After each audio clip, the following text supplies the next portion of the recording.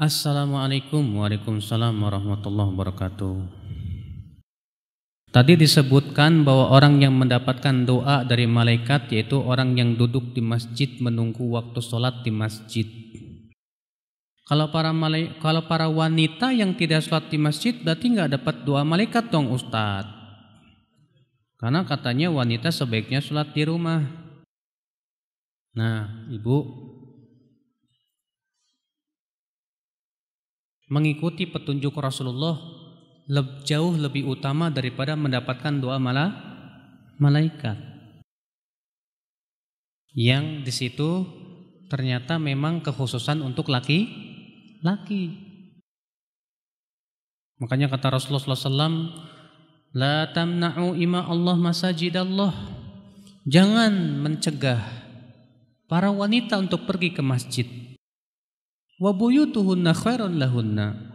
Tapi rumah mereka lebih baik buat mereka. Waduh, kalau gitu saya nggak dapat doanya malaikat. Ada yang lainnya, kesempatan yang lain. Infak. Makanya para wanita itu sangat dianjurkan oleh Rasulullah berinfak, Pak. Kata Rasulullah apa kepada para wanita? Tasaddaqna ya ma'syaran nisa, fa inni uritun nar fa idza aktsaru ahlihan nisa. Ya. Wahai para wanita, sedekahlah kamu, karena aku diperlihatkan oleh Allah api neraka. Ternyata kebanyakan penduduknya dari wanita. Maka Rasulullah menyuruh para wanita untuk apa? Sering-sering sedekah itu, Pak, Ibu, ya, supaya didoakan apa? Malaikat. Kan tadi ada 12 orang yang didoakan malaikat. Berarti yang di masjid itu cuma berapa orang? Sebagian aja. Yang lain masih ada kesempatan insya Allah untuk mendapatkan doa malaikat, ya. Mana yang lebih baik, bertaubat dari satu kemaksiatan besar secara khusus atau bertaubat kepada Allah secara umum dari seluruh dosa yang kita perbuat? Ya jelas lebih baik kedua dong, Pak. Ya Allah, aku taubat dari dosa zina, tapi kalau dosa mencuri belum, nanti aja ya Allah. Tuh gimana coba? Nggak boleh, Pak. Kita wajib taubat dari seluruh dosa. Ya. Jangan kita taubat dari satu dosa, yang lain belum. Jangan. Taubat itu dari seluruh dosa.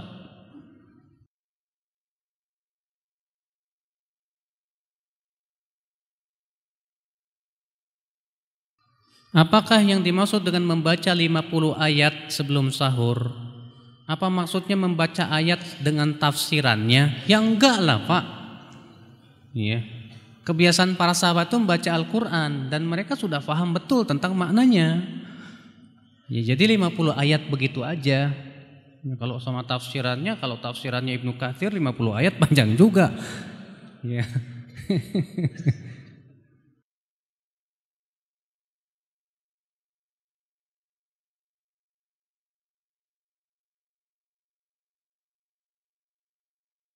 Ana pernah dikasih tahu tentang larangan orang yang batal wudhu pada saat berdoa atau membaca Quran. Apa sahih larangan tersebut? Rasulullah SAW bersabda, Inni karihtu an adkurallah ala ghairi tuhrin. Aku tidak suka berzikir kepada Allah di saat tidak di atas wudhu.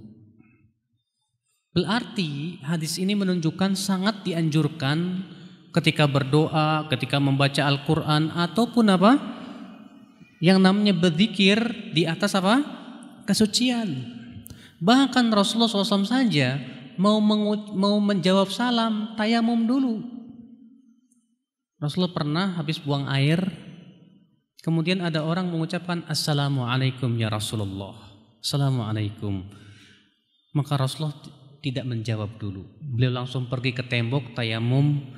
Lalu beliau mengucapkan Waalaikumsalam warahmatullah. Bayangkan, menjawab salam saja Rasulullah SAW tayamum dulu, Pak. Karena mau cari air jauh, ya. Akhirnya Rasulullah langsung pergi ke tembok tayamum. Nah, ini menunjukkan sangat dianjurkan sekali, ya. Walaupun tidak wajib kata para ulama. Kenapa? Karena itu hanya sebatas perbuatan, dan kaidah usul fikih mengatakan sebatas perbuatan hanya menunjukkan kepada apa? Sunnah, tapi ini sunnah yang sangat ditekankan akhwal Islam, azakumullah iyyakum. Ya.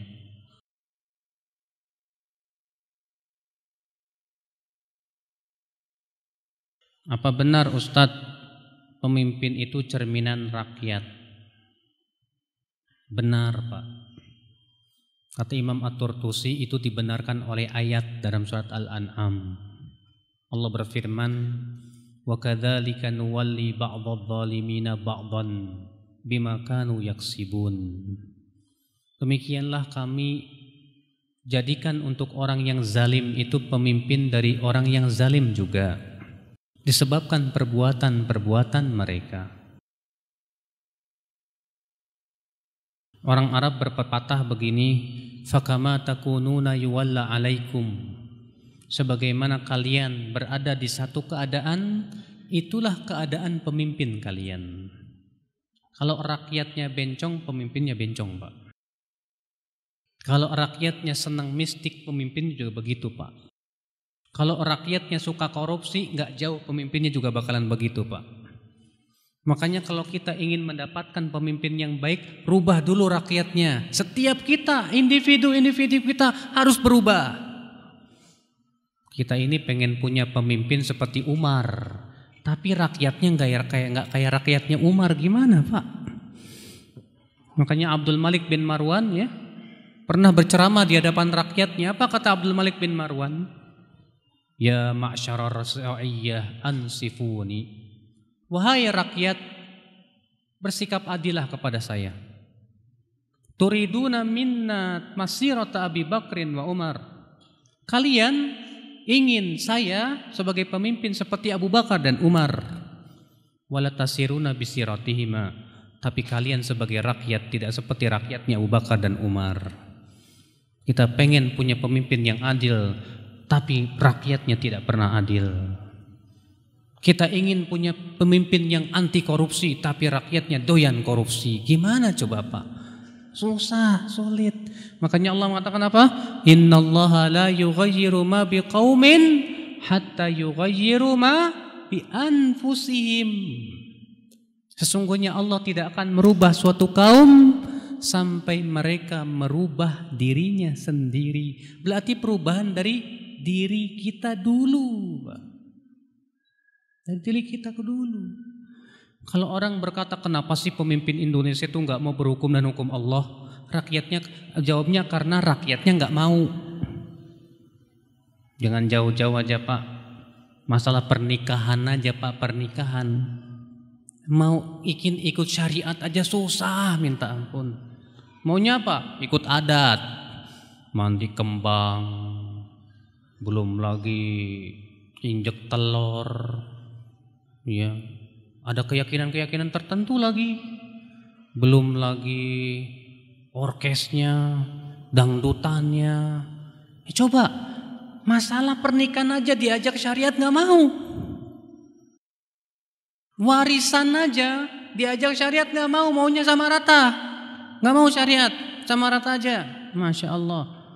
Bayangkan bagaimana kita akan mendapatkan pemimpin yang menegakkan hukum Allah kalau rakyatnya seperti ini, Pak, coba. Ya tidak, tak semudah itu, Pak. Berkhayal kita pengen punya pemimpin seperti Umar bin Khattab. Sekarang kita perbaiki dulu ya rakyatnya, Pak. Mulai dari diri kita dulu. Mulai dari diri kita, keluarga kita. Allah berfirman, "Qu anfusakum wa ahlikum nar." Pelihara diri kamu dan keluarga kamu dari api neraka. Bolehkah menjadi makmum di belakang imam sementara ia enggak banyak hafalan Al-Quran, hanya ingin mendapatkan keutamaan saf pertama saja? Kata Rasulullah, liyalini ulun nuha minkum. Hendaklah yang berada di belakangku persis ulun nuha, orang-orang yang punya ilmu di antara kalian. Berarti yang belakang imam tuh hendaknya yang pertama kalau bisa yang paling banyak hafalannya, yang paling banyak ilmunya. Supaya apa? Kalau imam salah, dia bisa ngingetin. Ya. Itu fungsinya. Makanya di zaman sahabat pernah Ada orang di belakang imam persis orang bodoh, nggak hafal Quran, nggak paham ilmu, ditarik sama sahabat ke belakang kamu, maju beliau di depan. Marah dia, kenapa?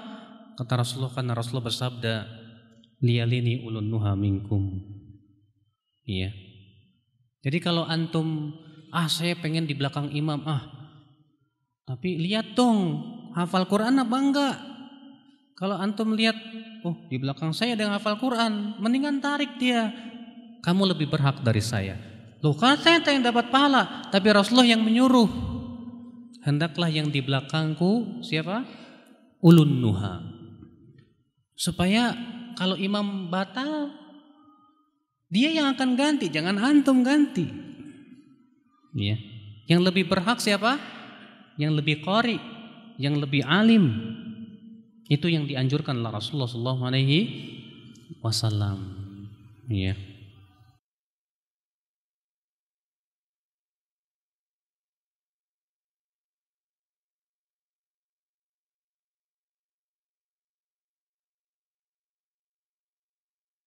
Bagaimana nasib orang-orang yang tidak ada padanya satu kriteria pun dari golongan orang-orang yang didoakan malaikat? Waduh, kebangetan nih Pak. Masa dia nggak pernah pergi ke masjid sih Pak? Masa dia nggak pernah menjenguk orang sakit Pak? Ya. Masa dia nggak pernah berinfak Pak? Ini merugi banget kayak nih orang. Selama hidupnya nggak pernah, ya, Masya Allah. Orang seperti ini semoga termasuk orang-orang yang diberikan kekuatan untuk beramal soleh.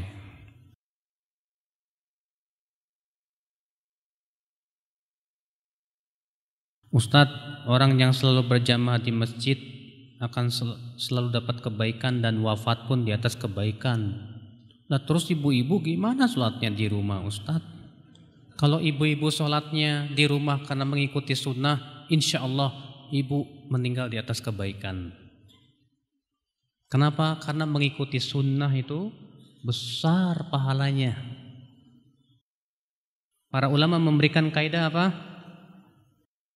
Ibadah yang sesuai dengan sunnah lebih utama dibandingkan dengan ibadah yang tidak sesuai dengan sunnah walaupun banyak jumlahnya. Maka dari itulah ibu-ibu, ya, ibu-ibu jangan merasa kecil hati. Saya cuma di rumah. Masalahnya ibu lebih utama dan itu lebih sesuai dengan sunnah Rasul SAW. Karena seorang wanita semakin sholatnya di rumah dan terhindar dari fitnah, semakin selamat agamanya insya Allah. Ya. Boleh tidak menjenguk orang Nasrani yang non-Muslim itu? Rasulullah pernah menjenguk, ya, orang Yahudi yang sedang sakit. Tapi kalau bisa ada misi juga untuk memperlihatkan keindahan Islam, Pak. Ya, supaya mudah-mudahan dia mau masuk Islam. Makanya Rasulullah menjenguk orang Yahudi ini. Lalu Rasulullah bersabda, masuk Islamlah kamu. Lalu orang ini berkata kepada ayahnya, melihat ayahnya, kata ayahnya, taati saja. Lalu ia pun masuk Islam, meninggal. Iya.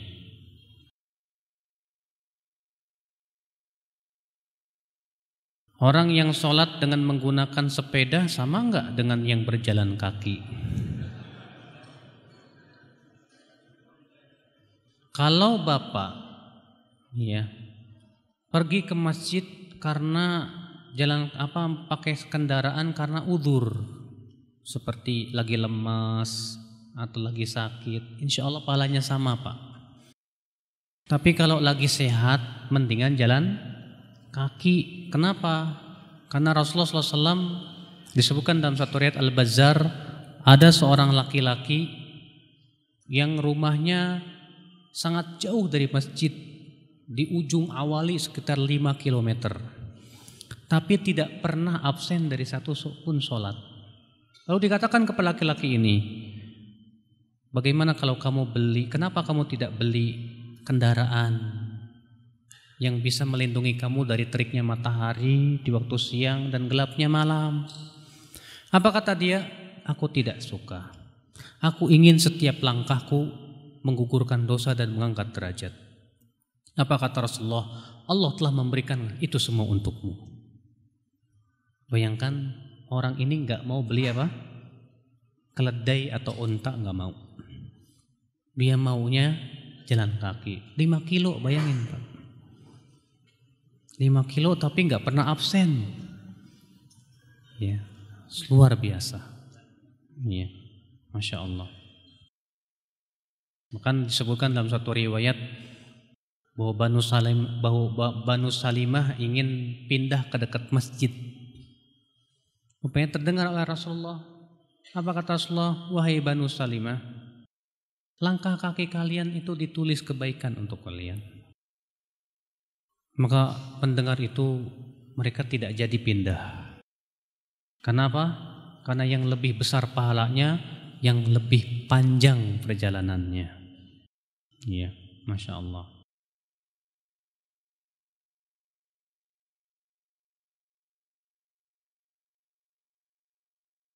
Ustadz, boleh nggak membayangkan hal-hal yang gaib? Contoh bagaimana sih wajah Allah? Aduh Pak, bahaya Pak, jangan. Sebab kita ini nggak pernah melihat. Pasti yang terbayang itu yang pernah kita lihat. Sedangkan Bapak cuma lihat wajah manusia. Maka kalau Bapak membayangkan wajah Allah, yang terbayang wajah siapa? Wajah manusia. Sama dengan Bapak seumur hidup buta, pernah melek sedetik itu pun ngelihat kepala kerbau. Setelah itu buta lagi, pas disebut kepala gajah yang teringat kerbau. Kenapa? Karena selama hidupnya dia hanya sebatas melihat kepala kerbau. Sama dengan kita. Iya. Allah punya tangan, diingat-ingat, aduh, ada jempol, ada telunjuk. Gak bener, karena itu yang selama ini kita lihat. Kita katakan tidak mungkin sama. Jangan jauh-jauh Pak. Bapak coba pikirin jempolnya iblis gimana bentuknya. Coba Bapak pikirkan malaikat kakinya bagaimana bentuknya. Tidak akan bisa. Itu saja, jangan jauh-jauh yang ada dalam tubuh kita, roh. Bapak pernah lihat roh bentuknya bagaimana? Ketika Bapak lihat ada orang sakaratul maut, tuh keluar tuh, warnanya merah, segitiga, enggak ada kan, bentuknya aja enggak kelihatan. Roh, padahal itu roh. Kalau roh saja kita tidak bisa membayangkannya, bagaimana kita hendak membayangkan Allah Rabbul Izzati wal Jalalah? Jangan Pak, mendingan daripada mikirin Allah, mikirin makhluknya aja lah. Mikirin ayat-ayatnya, pahami tentang hadis, Al-Quran dan yang lainnya. Ya, supaya apa? Supaya bertambah keimanan kita.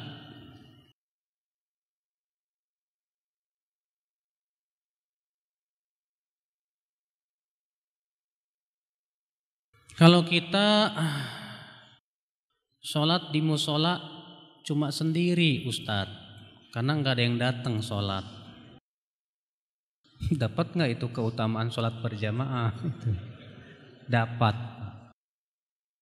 Karena Rasulullah sabda innamal a'malu binniyat. Dan Bapak dari rumah udah niat mau sholat berjamaah. Sampai di musola nggak ada orang. Ya Allah, ya Rabb. Akhirnya Bapak sholat sendirian. Tetap dapat pahala berjamaah. Dapat doa malaikat? Dapat. Iya. Pertanyaannya susah-susah Pak, nggak usah jawab saya. Jika orang yang selalu hatinya terpaut dengan masjid dan sholat berjamaah di masjid mendapat pahala, diangkat derajatnya dan digugurkan dosa-dosanya, dan juga dijamin matinya husnul khotimah dan masuk surga. Bagaimana dengan orang yang hanya bisa sholat di musola atau dilanggar? Aduh, sholat jangan dilanggar Pak, nggak boleh. Masa sholat dilanggar Pak?